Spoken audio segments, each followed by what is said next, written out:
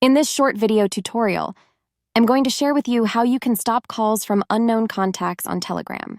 Stopping calls from unknown contacts on Telegram helps to safeguard your privacy and security by reducing the risk of unsolicited communication from potential scammers. It also prevents disturbances and helps maintain focus and productivity by limiting interruptions from unfamiliar contacts.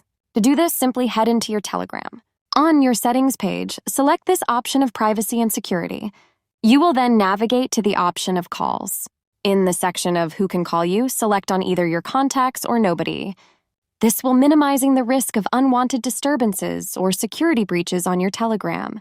Furthermore, on the page, you can customize to also hide your phone number right here and other features you don't want to share publicly on Telegram.